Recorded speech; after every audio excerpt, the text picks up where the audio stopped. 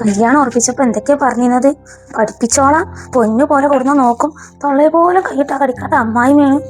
തൊള്ളെ കഴിക്കണം എന്തിനാ? അല്ലെങ്കിൽ തന്നെ പുരിന്റെ മര്യാദ കടിക്കാൻ വരിക. ഇയാളെ ഒറ്റക്ക് ഇങ്ങനെ പിറേർക്കണത് ഒന്നുമില്ലമ്മ, ഞാനേ കറി വെക്കാനൊന്നും കിട്ടിയിട്ടില്ല എന്നുള്ളത് പറയുന്നു. അപ്പൊ ഒന്നല്ല രാത്രി വരുമ്പോ ഒന്നും കൊടുത്തിട്ടില്ല. ഇന്റെ തൊള്ളയിൽ നാവുണ്ടായില്ലേ? ഓൻ വരുമ്പോ കൂട്ടാൻ വെക്കാനുള്ളതേ കൊണ്ടാൻ വേണ്ടി വിളിച്ചു പറയാന്. അമ്മായി ഇപ്പൊ ഇങ്ങോട്ട് വരും. അമ്മായി കണ്ട ചോറിന് കൂട്ടാൻ കൊടുക്കല്. ഇമ്മ, ഇക്കാക്ക് ഇന്നലെ പണി ഉണ്ടായിട്ടില്ലല്ലോ. ഇന്നലെ മാത്രല്ലേ ഓനക്ക് പണി ഇല്ലാഞ്ഞുള്ളൂ. അതിന്റെ മുന്നൊക്കെ ഓനക്ക് പണി ഉണ്ടായിരുന്നില്ലേ? അപ്പൊ ആ പൈസ എന്താ കാട്ടിയത്? ഓൻ തോട്ടുകൂടെ ഒളിച്ചു വിട്ടാ. അല്ല, ഞാനറിയാതെ ഞാൻ എന്റെ പെരേക്കത്തെ ചെലവിന് കൊടുക്കണ്ട. എന്റെ വീട്ടുകാർക്ക് നല്ല തിരിച്ചട്ടെ അതിന്റെ ആവശ്യമില്ലമ്മ. അല്ലോ, എന്നിട്ടാണല്ലോ പറഞ്ഞ പണ്ടൊന്നും തരാഞ്ഞത്. എന്നെക്കൊണ്ട് കൂടുതലൊന്നും പറയിപ്പിക്കണ്ട.